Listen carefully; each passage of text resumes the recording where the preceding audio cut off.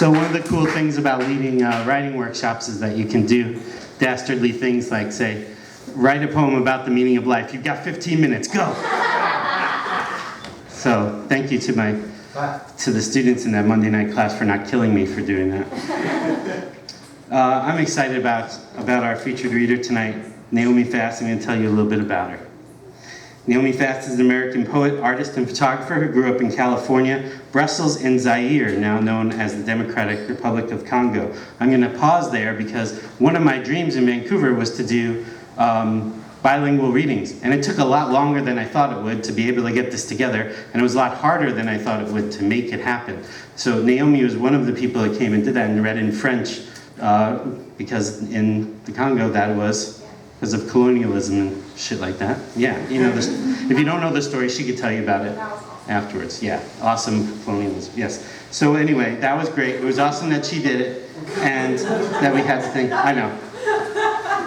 I'm trying to be cheerful about colonialism, otherwise I'll cry, you know, so.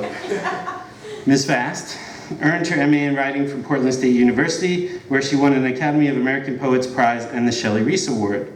Her poetry has been published around the US in various journals and anthologies, including Empty Shoes and Voice Catcher, a journal featuring women authors and artists of the Pacific Northwest.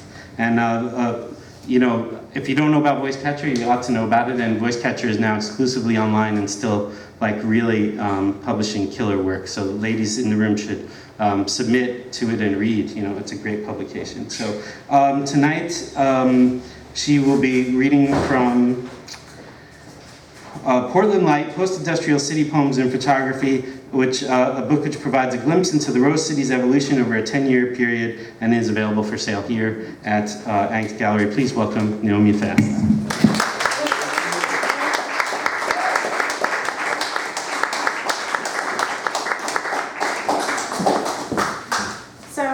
Here's a question. How do I work this thing?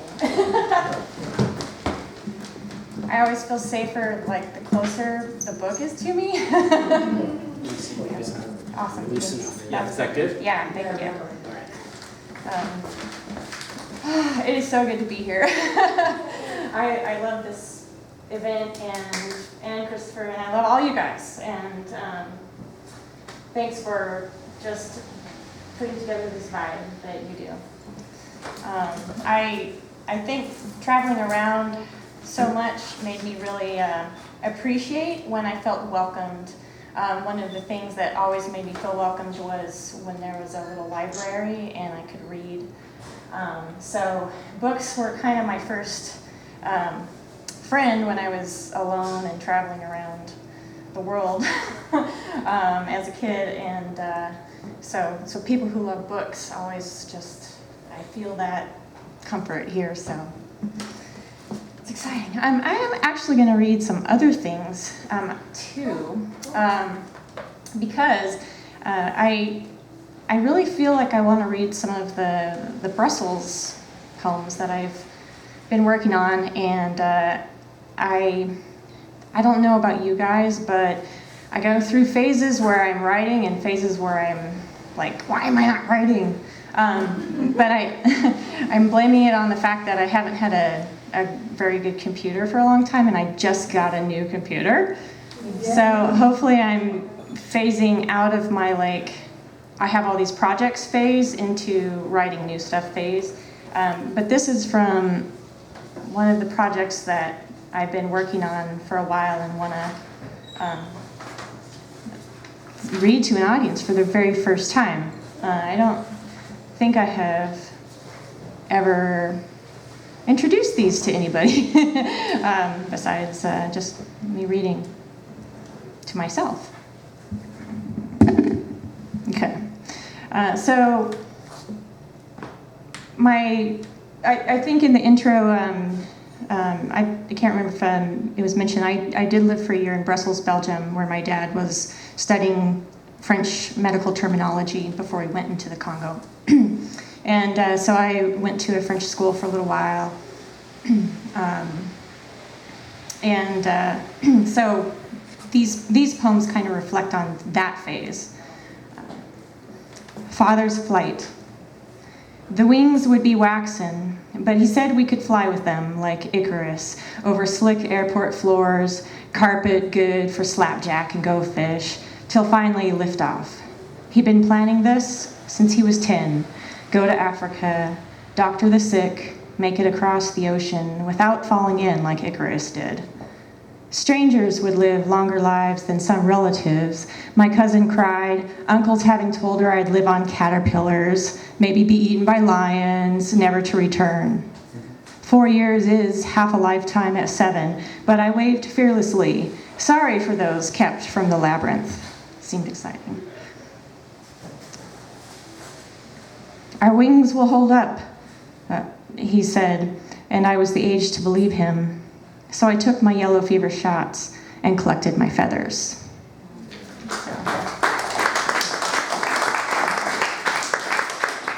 Okay. If Daedalus had a daughter, she'd have known it's possible to be too good. She'd have followed behind her brother, watched him soar as she practiced around the island, instinctively keeping to shadows. She'd have waited for moonlight to fly, for the night. A strong enough gust could catch her wings. Daedalus would fear she'd forgotten him in her escape. Nothing to do but wait for her word, as it would be she who was his hope.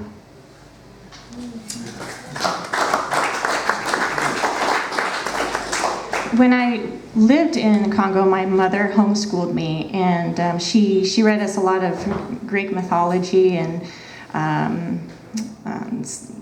lot of those tales really stuck with me. The myths, myth of Icarus, and so they factor in a little bit to some of this section of poetry. Arrival at the Armée de Salut in Brussels, Belgium, 1980, Bruxelles, Belgique. Thinking all the rooms in the house were ours, I led my brother upstairs to fling open door after door till we opened one to a Japanese woman sitting on a bed, holding a blouse over her chest. Oui, she said, in a surprised half smile. Later, we sat at a long table with strangers, served stew and tea. My mother rebuked me for being picky. I would only eat bread. You'll be sorry when you're hungry later. In the room, my brother wouldn't stay on the bunk without falling. We put on pajamas. My sister, just turned 1, didn't know to miss our house in the country, Francis, the dog we gave away.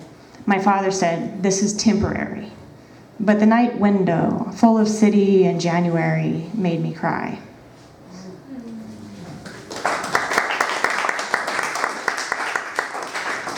And while we were staying in this temporary housing, while my parents' apartment hunted, I got to go on a fun adventure. To the Musée Royal de l'Afrique Centrale, and that's a famous museum that about the DRC or Zaire. Congo's had many names, but it houses the history there that the colonialism the king brought back to Belgium with him. While my parents hunted an apartment near the train to Amsterdam, where my father had completed a year-long program to learn French medical terminology, 2 young men, Armée de Salut residents my parents just met, took my brother and me to the Africa Museum. I'd never seen black tunnel walls shuddering by or shrieked into underground stations, fluorescent ads featuring hair and Pall Malls shining through plexiglass. From my seat, I kept moving toward them till the men said, finally, it was our stop.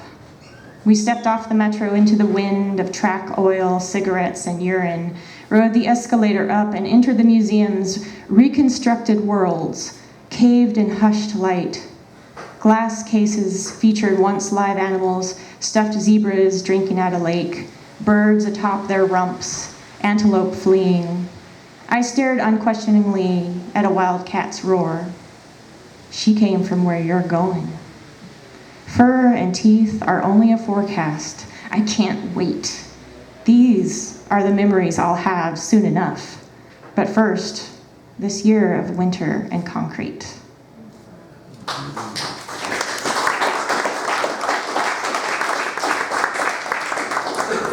Okay.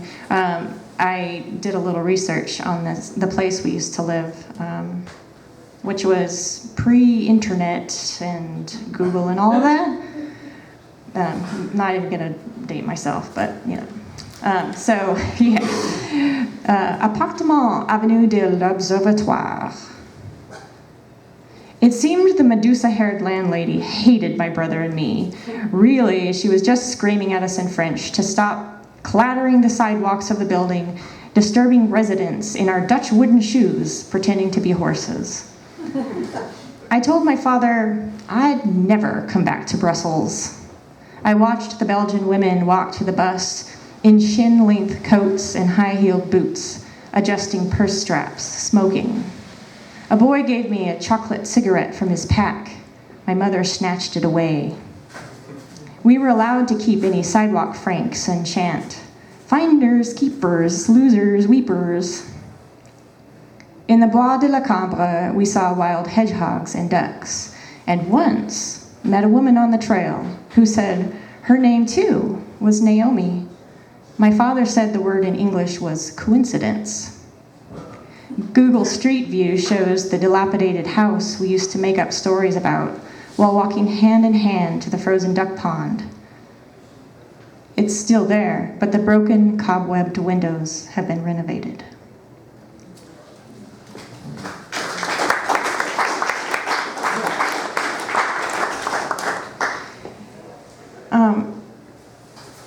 I remember a lot of people that I met and only knew for maybe 6 months of my life, or less. So this one is an elegy to Brussels schoolmates, or learning to shapeshift. David, the first boy I wanted to kiss, but never had the chance. He stayed at the British primary with girls like Priscilla.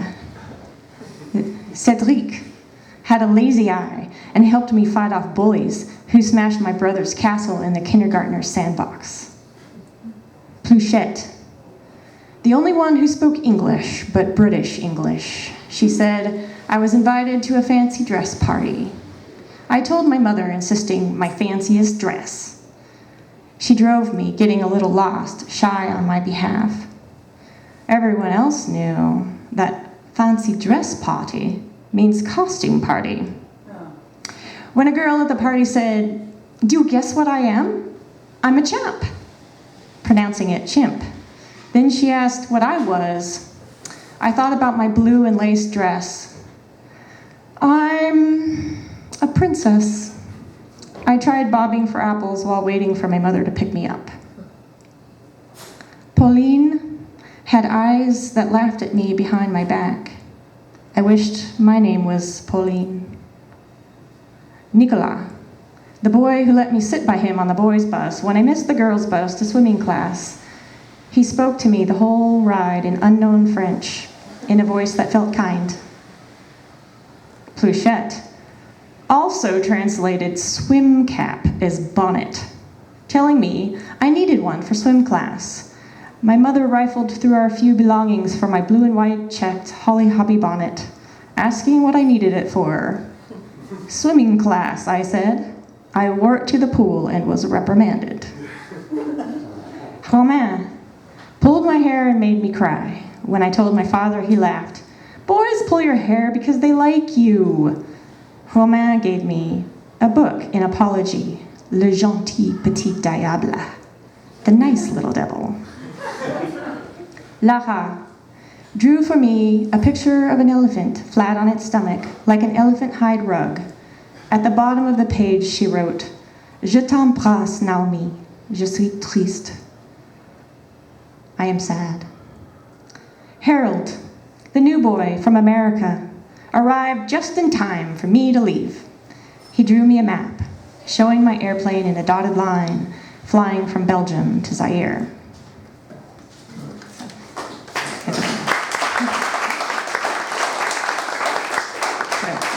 Those are some of my Brussels poems. I hope they enjoyed meeting you.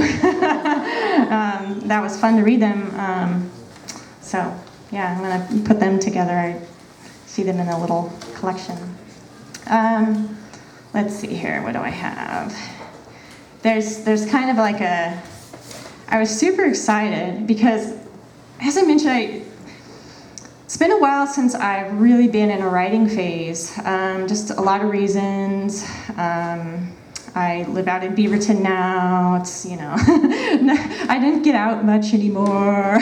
No, but I've also been working kind of a seasonal job. It involves the fruits and vegetables and a very big knife.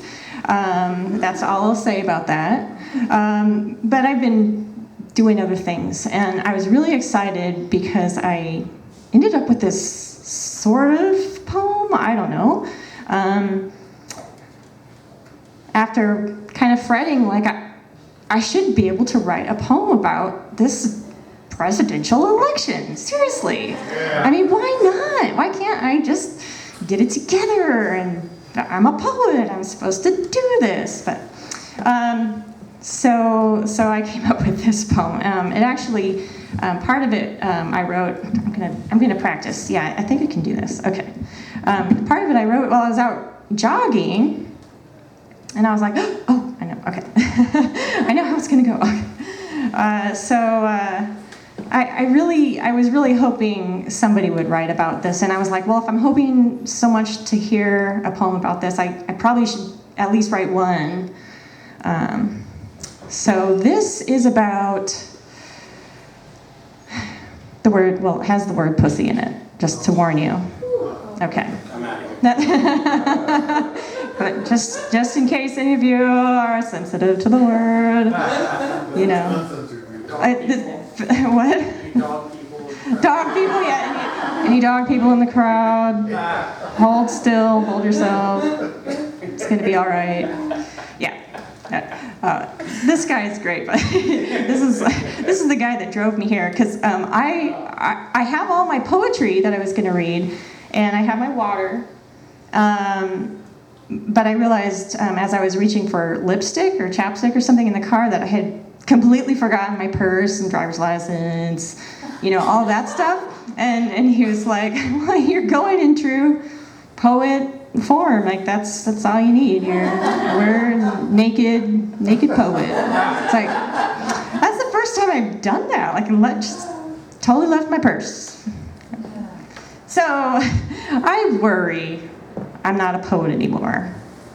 Because I worry I'm not a poet anymore because I can't think how to respond in verse to a presidential candidate that talks about grabbing pussy or any of the other unbelievable things, but instead I can't wait for the debate, just for the Twitter show, the hashtag debate night, the locker room banter in kind, the pussygate, the pussy grabs back, the threads about assaults on women, and how common that is, that I have 4 of my own that come immediately to mind. Like the time I was at a college leadership retreat, a walkabout in the forests of Southern Oregon, and a youth pastor kissed me suddenly on the mouth on the bank of the Deschutes River. And it felt like a terrible jolt of airplane turbulence, and my memory of that is blackness. And when the disgust welled up enough to back away, I turned and ran and tried to forget so hard that I barely do remember it. I forgot as I gained 60, 100 pounds over the next decade, protecting men by hiding myself. Sorry, none of you. But protecting men by hiding myself till I said, I don't want to hide anymore. I lost the 60 pounds and I went out dancing by myself. But dancing by yourself isn't always okay with some men, some of whom grabbed at my hands, wrists, breasts until I left the floor. But it goes back to junior high, when the boys didn't quite know better and their fathers hadn't told them it was wrong. And in 7th grade, my track coach said out loud to the whole team, "Look at her hips," as I walked up the bleachers to sit for that day's coaching. And this, I didn't know then, is sexual assault. But I didn't tweet these things in the not okay thread because I am conflicted by the fact that I like those body AC/DC songs and keep them in my jogging playlist, especially Livewire and Shook Me All Night Long, and yes, even She's Got You by the Balls. How do I make my money, honey? And I catch myself starting to wonder, as if I'm someone else, if I'd grown up in another country, one like DRC, where women are kidnapped and raped, would I still listen to those songs as I do now, even though I don't want my pussy grabbed? Would I consider them sexist? Would I have gotten my breasts grabbed or kissed on the mouth and not known what to do other than run away? But I did actually grow up outside America for 4 years. I lived in Zaire and grew up with my Congolese friends playing soccer and building bamboo toys, learning about sex by watching dogs and beetles mate. And Chiluka, the man who tended our garden, said, "It's good, c'est bien." Had my family stayed, I'd have been the age to be married at 11, and girls I played with were getting married and pregnant at 10, 9. But Puritan America is still just learning the word pussy, a word when my lover, I said man, but I felt like that was kind of proprietary, so I don't know. He's my man. Talks about mine, it's a good word. And when Trump says it, it's not even about the word pussy, but about the word grab. It's about how it's never just locker room talk. It's about how an apology can't erase those invasions. But what I worry about most is I really like the word pussy. Especially how it sounds pronounced in a microphone. Pussy. I've been waiting all day for this. Pussy. Pussy. I'm guilty for my pleasure because some women and girls can't laugh at it, don't get to enjoy that word. They can't take pleasure in the way it sounds on their lips, how the syllables meld together, because for them it hurts. And this is our country. This is where we live, where some of our bodies hurt, and some of us take pride in the resilience of our bodies, and some of us grab and molest the bodies of others.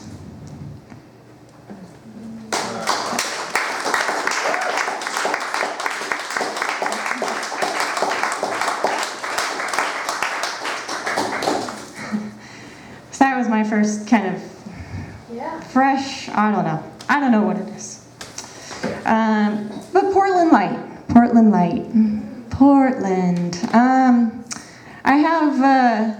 I will admit it, I have some mixed feelings. I don't live in Portland anymore. That should probably say something. But while I lived in Portland for 10 years, I loved it. I loved Portland. I fell in love with it. I ride a bicycle and walk and take transit. We do not own a car. We used a zip car to get here, for example. So I fell in love with the streets. I fell in love, and I still only use bicycle in Beaverton too, but I fell in love with the place of it, and it felt welcoming, like I mentioned. Traveling around, I always appreciate when I feel that, and I felt it in Portland. I don't feel it anymore in Portland, I will say. It feels a little bit different now. Maybe I've changed, and that's fine. If I have, if Portland has, change happens. But I wanted to put together a first book of poems, and for some reason these photographs that I take in my jogs and bike rides around Portland really wanted to be in the book. So this is an example. I don't know if I should take it out of the plastic. I didn't want to get rained on. Anyways, this is an example. It's called Holy Water. It was actually published in Voice Catch for one of the paper editions. And it's just a water fountain, and I felt like the water looked like the Mother Mary. I don't know if you can all see that. But so there's a lot of photographs kind of like that. So the book, Portland Light, is most of the Portland-related stuff might be in the pictures, but I want to read to you a few that that I felt kind of were Portlandy. And I don't know how much time I have. Do you? Yeah, maybe 2 or 3. Okay. These ones are all a lot shorter. So they're Portland light, right? Like little snippets of things. But okay, I think this is one of the longest ones. And it's called the Columbia Slough Trail. And part 1 is Entrance 2010. And those who had written baby poems, I think I was going through a hard baby phase. Like, that doesn't sound right. I was going through a phase where babies were on my mind a lot. Okay. Before I can even walk my bicycle quietly past the gate, so as not to scare the wildlife, a rock-rolling minivan pulls in from the road. A woman emerges exuberantly to open the back, freeing 2 leaping, bounding labs, tongues a-loll as she unfolds a rackety stroller. Toward the water, a heron's neck stretches above the grass, and he lifts off, instinct personified. The woman chases me down the path with the stroller, like we're on a relay team and her cell phone's our baton. I climb on my bicycle and pedal. The sun starts to feel good. South of the path, at the end of a log, a duck faking sleep drops easily into the brown water. It seems we're all concerned with disturbances we trail or precede, except for the 2 large dogs, enjoying numerous gruff wrestles in the grass near the muddy edge. They don't get enough of this. 2. Same slough, colder day. Industry's rust stands in for nature. Trash is also her playground. Metal poles, wood pallets, tree clippings, a palette of mismatched media running over into the pristinely green golf course. I'm on the path below the race car track, uphill from the water. A blue heron, they always appear suddenly, yet were there all along, scratches its neck with a precise claw. Stopped at a hole-bored boulder the size of a bear, fingers white with Raynaud's, I observed the long, curved pipes treating wastewater in the plant yard and beyond. An object like a hunched coyote, its metal head tucked under like it's dying. Art. A scarecrow, maybe. The big boulders, ancient anchors, forgotten technology. A few feet away, a hydrant stands guard, maybe against the terrible smell around here, or maybe to protect the graffitied trailer stowed amongst rows of storage pods and busted boxcars behind the racetrack bleachers. The heron is gone without me noticing.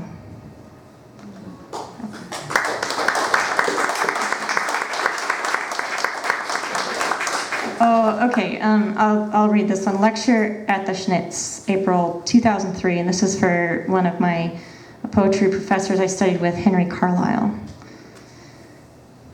because I was studying with him at the time. Of course, the war is still going on. Alone, I become part of the gathering crowd, waiting in the drizzle to hear Mehmet speak. Voices raised with each new sidewalk conversation. Some head to a different theater to see Man and Superman. On the street, a person's helped from a van, wheeled to the lecture hall. I check my watch. Still early. What time is it over there, I wonder, if anyone wonders. I lean against a dry section of wall with my student ticket. An ambulance siren echoes from the wet street, sounding closer than it is. I think of that photograph. Iraqi POWs waiting for medicine in a makeshift pen.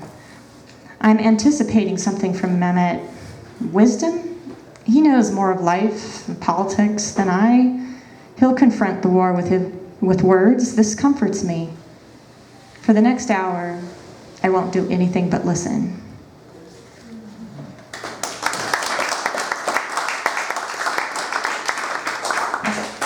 How do you do it? Oh. How do you do it, confronting the war with words? That's a good question. I think it was good, but I lost my notes from that event.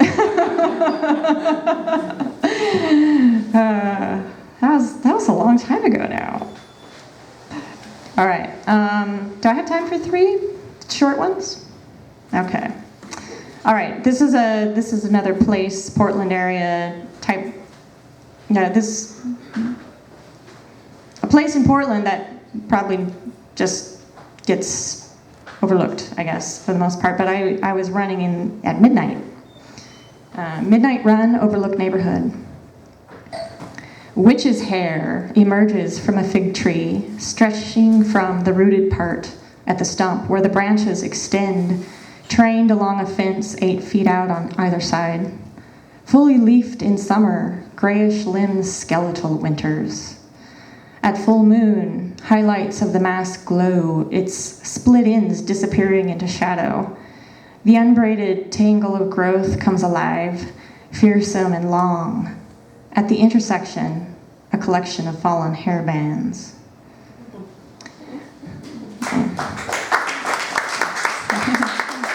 I don't know if I was listening to AC/DC on that run. Probably not, but okay. Possessions, and then I have one more after that. Possessions. And I always think of those wonderful century-old houses with the wood floors and closet doors that don't fully shut because the paint's all expanded. I love those places so much. That's Portland. Okay. Let it go. Possessions. They hang from doors and line shelves. Heels, leaves, spines. Packed into boxes to travel, each to each new space, fulfilling no promises. What if they were unpossessed, dismissed from duty, and moved from closet to Goodwill, and eventually the dump? No reminders of a work week's sore feet. No need for that extra bookshelf or storage bin. No need for a bigger apartment or a house. With life kept at its proper distance, there's time to actually enjoy this stuff.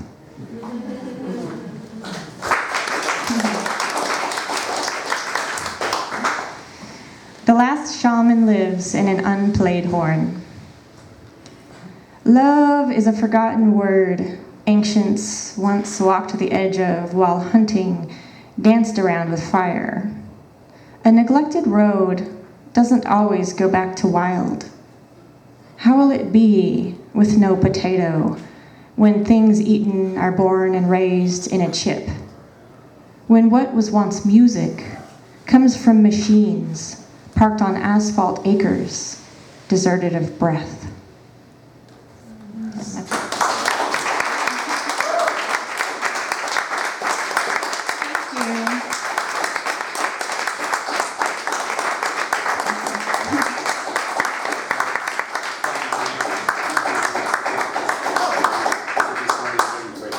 Okay, I think the book is $14. This is a self-published book, so I've forgotten to keep track of that.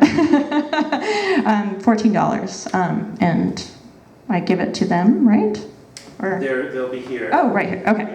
Oops. Yes, and this is it. It will be here, and it is available online, but you can get it here, like actually ready and made for $14. So, and if you wanted to look at a couple of my other photos, I have like 1 or 2 of them with me too, but they're in color, and in the book they're black and white. So.